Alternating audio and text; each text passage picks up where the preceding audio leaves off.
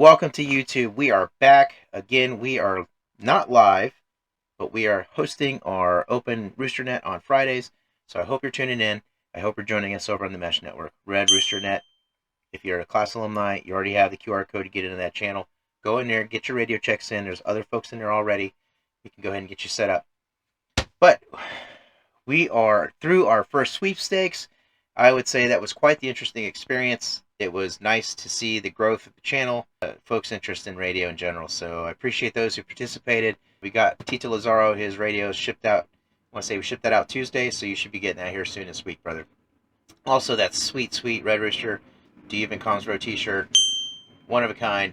And we'll be giving out some more of those in the future, so stay tuned. You'll get some special offers in the Mesh Network channel. Yeah, I want to keep you guys rolling with the live streams, but also the videos. We want to put out some good content there, so we want to make sure not only you're learning stuff, but we're keeping up with current events and how this stuff is changing sort of the battlefield, or whatever we call it, the landscape for the non-veterans out there. You guys know my drill, kind of dive right into local events from San Diego all the way up through things internationally here. So let's go ahead and start covering some of the things that I found interesting this week.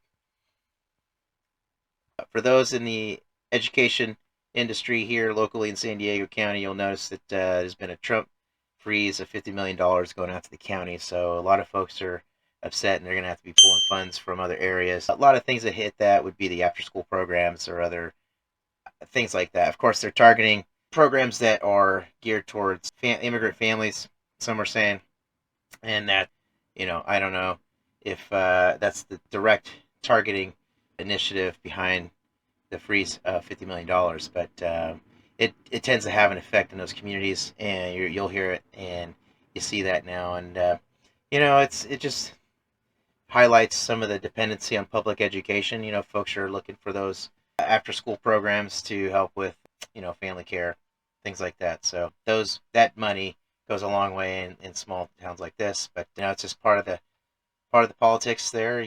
Elections have consequences, and here you go. So moving on. I don't know if you guys noticed. So we're going to be covering kind of the events from the week before as well, but I don't know if you guys noticed this, but there was a huge push this year to catch folks with fireworks using drones. So I don't know if you guys know this, but there's several cities out there now that are catching folks after they've been videotaped from a drone, and they're getting like fines in the mail like 30 days later. So, first offense is like $1,000, anything upwards to like $10,000. In fact, I think somebody in Elk Grove, California, has been charged all the way up to like $100,000 in fines for lighting fireworks. So just be mindful of that when you're out there, that the eye in the sky isn't necessarily helicopters anymore. They can be the very highly sophisticated drones up in the air watching you light fireworks. And get this, so if you're a renter and you're lighting fireworks and you're caught on the drone or caught with a drone, the rental owner, the property owner, is going to receive the fine. So there's folks are getting evicted over these things. So it's kind of funny, but at the same time, is it worth it? You tell me. Put it in the comments below. Is lighting fireworks worth it? Yeah. $100,000 in Elk Grove. Interesting. Last week, too, I don't know if you guys are tracking, J.D. Vance is in town. I don't know if you guys know this. J.D. Vance, I think, has a house in San Diego. Somebody correct me if I'm wrong there, but I think or spouse, the in-laws, I think, are homeowners in La Jolla. Something to that effect. But, yeah, I was eating sushi at, I think what's it called? Soichi? Yeah, Soichi Sushi. I think I'm pronouncing it incorrectly, but who cares? Over there at Adams Avenue in North Park. And I guess was confronted by a lot of protesters there that just don't like what's going on with ICE. So just some local hometown stuff there going on. It's, getting large attention here. But I don't know. You tell me what you think. Is the ICE and military in the cities a good thing or a bad thing? I don't know if anybody got to watch the Gavin Newsom interview. But chief complaint there was, the overreach of the federal government into the city's jurisdictions in some ways. So I don't know. It's an interesting case. All right, moving right along, right into national news. So I don't know if you guys have been following a lot of stuff going down in Texas over this month. Right around the beginning of the month, we had a couple things. So we got the July 4th Prairie Line Detention Center attack. You guys catch that one? So we had about 8 to 10 individuals or so post up on the Prairie Land Detention Center in Alvarado, Texas. Showed up in like black tactical gear and ready to rock and roll like some kind of Timu ambush raid. Black tactical gear, decked out rifles and fireworks, and basically attempted to Timu attack the detention center with fireworks and vandalism. But a peace officer was shot in the exchange, and I think it starts to highlight some of the attempts to become more sophisticated with the targeted attacks of facilities, and symbols of you could say uh, federal targets, things like that that would draw the attention of the left wing organization of terror groups, because these folks are charged with local terror, or they were arrested, and now they're facing local charges of terror. So I don't know if you guys check this out. There's been some changes to the legal definition of domestic terror that I think warrant some attention, and I think it's worthy of note in how those things play out in court. So things have been changing over the last few years when it comes to how we prosecute and label things like domestic terror, because they have changed, believe it or not. But in any case, we had I think 10 of the folks. There's one at large right now, arrested, facing those charges: aggravated assault on a peace officer. But again, I think it highlights sort of the growing attempt to organize more sophisticated, targeted strikes on federal overreach. In this case, if you're an anti-ICE protester. But then, not only that, a few days later, I think it was, or maybe a few days before, somewhere around the same time, we had the shooter opening fire and ambushing Border Patrol agents in McAllen, Texas.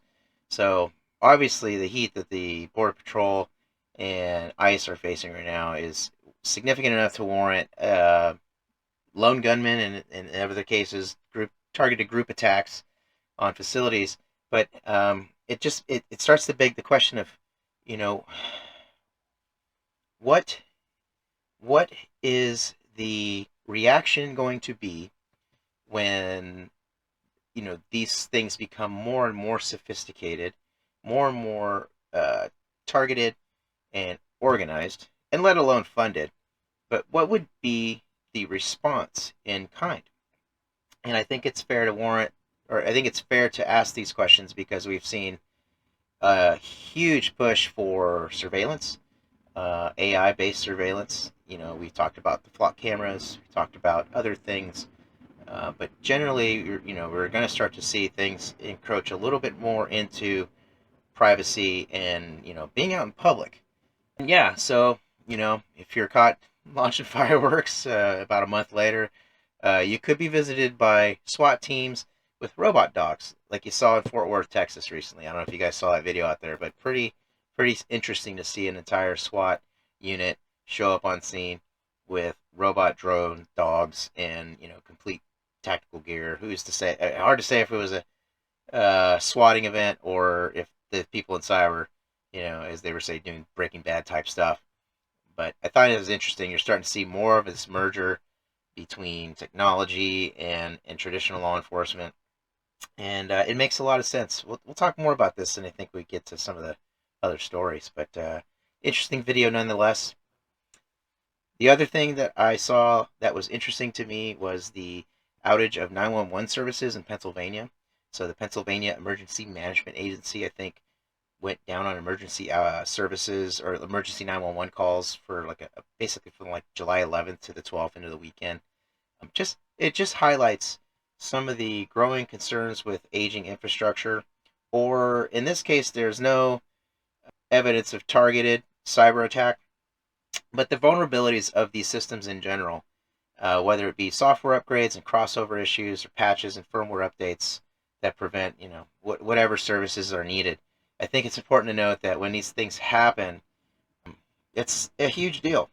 We rely on our emergency 911 services, and when they're out, and to basically be told to rely on non-emergency phone lines, you tend to ask questions of what's going on with the budget money, things like that. Like, why are our systems not hardened? But at the same time, you are your own first responder if you're faced with emergencies. So, I highly encourage you folks to go out, get training, go get your CCW permits, go out there, become an asset to the community, And yeah, I mean, don't be reliant on 911 services because obviously they're not as guaranteed as you would think. All right, so moving right along, going into some of the international stuff, and I wanted to talk about some of this last week, but we did the giveaway and we sent out the prizes. But I wanted to talk about again the drone use that we're starting to see evolve down on the southern border. You know, we've seen basically the evolution from like the late 2016s, 17s when they were basically flying drones with payload droppers and old rudimentary systems to try to get drugs across, or even just for good old fashioned surveillance. But now you're starting to see them become a little bit more sophisticated in homegrown development. You see modeled drone frames, the carbon fiber frames that you're seeing in Ukraine, starting to draw a little bit more attention towards the evolution of warfare, but also surveillance and operations and logistics. I mean, it's obviously these technologies afford certain capabilities. They're not going to be immune to any others trying to use them for you know, illicit purposes, obviously. So, just it's interesting to me because when you start to see more drone use in everything in everyday life, it speaks to a larger evolution of mankind in general, really. But perhaps that's a topic for another discussion someday. Um, but yeah, I think it was the FPV drones they found in Veracruz, Mexico, were starting to resemble more of those found in Ukraine, the carbon fiber frames and the cameras that we talked about. But yeah, you're starting to see a big push now to get counter drone technology funding to counter drones and the drone use along the southern border by Republicans and Democrat partisans as well. So you're starting to see more and more of this request and the attention that I think drones are warranting right now, especially on the southern border. Other interesting international news. I don't know if you guys saw this, but just recently, President Javier Milei, I think that's how you pronounce it, Milei in Argentina, just lifted the ban on assault rifles and semi-automatic weapons in Argentina. So we've seen some interesting things evolve over the last few years down in Argentina. For those that are staunch libertarians, I mean, this is your day right here. You can always point to things in Argentina, it looks like. So we're starting to see a more, you know, pushback, I guess, on the world order of things and the expected norms and mores of international laws amongst other nations. So what I'm pointing at is there was big pushes before, and I think the NRA was hugely involved with the international treaties to reduce small arms. And I think the idea of Argentina lifting bans on things like semi-automatic weapons, it sends those messages out to those in power, the elite World Economic Forum folks, the International Monetary Fund leader, those types, in this idea to um, de-weaponize the West. Argentina says no, and so we'll see how that goes. And I think we've seen some interesting things come out of Argentina lately. So if those are interested in anything coming out of the Mises Institute or I don't know, von Braun economic, the libertarian topics, check out Argentina. Anyway, moving right along. We talked a lot about drones, but the other aspect that I was interested in discussing with the drones is, when we're talking about the international order and you see nations push to develop their drone capacity, one of the things that stands out to me is in the times we're in, we see low recruitment across the board, and other countries are not immune to this. So the big driver, the big push for drones isn't necessarily to get the most technological advantage, although that is afforded. It's almost innate in the technology, but it's not necessarily the sole purpose is to create the cutting edge. But it's also to fill gaps in manning. We're trying to limit the role of the foot soldier, but also in the face of low recruitment numbers across the board for militaries across the world. You're seeing where drones have a more important role there, and you're starting to see field units now in the U.S., China, all the nations develop their units with an integration with technology in areas like reconnaissance, logistics, and resupply, and things like that. So, the world is changing, warfare is changing. Put a red dot on your gun, guys. The future's here, man. I'm teasing. But, all that to say is with the evolution of technology, there's also going to be the counter technology to that. And the U.S. Army, I don't know if you guys saw this, just released their big new weapon system, Leonidas, and it's basically a giant microwave weapon that fries a swarm of drones. So I mean, we've seen the swarms in China, and we're seeing the development of those swarm tactics, and in some degree, being employed in different areas. But now, the U.S. Army says that it can fry those things no problem with Leonidas. So that's an interesting weapon system. And that leads me to the Canadian Royal Navy. Just last week, during Trident Fury 2025, showcased its new unmanned system, or uncrewed system, maritime system. During Trident Fury, they launched Hammerhead, which is a unmanned surface vessel with a payload carrying huge pounds and pounds of explosives. And that basically, again, highlights the push for nations to develop unmanned crewed vessels and unmanned technologies to shorten the gap with technology, but also manning, and to keep folks out of harm's way. But you see Western nations that are, I don't know if it's a pivot to catch up or stay ahead, but economically speaking, it's much more uh, versatile to use unmanned systems. It's the industry capacity, I think, is going to be the name of the game when it comes to technology. So we're talking about chip fabrication, silicone, even down to the framing, to the special metals that power these things and the batteries. So I think we're already seeing the new arms race, and it's not necessarily nukes and race to the space stations and things like that. It's more about how can we make killing people cheaper and easier and without harming our own people.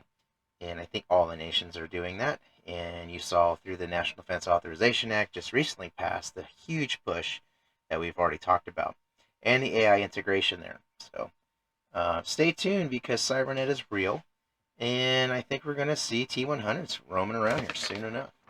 But any case, I thought those stories were interesting. Again, we'll try to make this a little bit better, but I just wanted to keep things rolling. Again, we got our class come up in El Cajon here on the 26th at Cargo.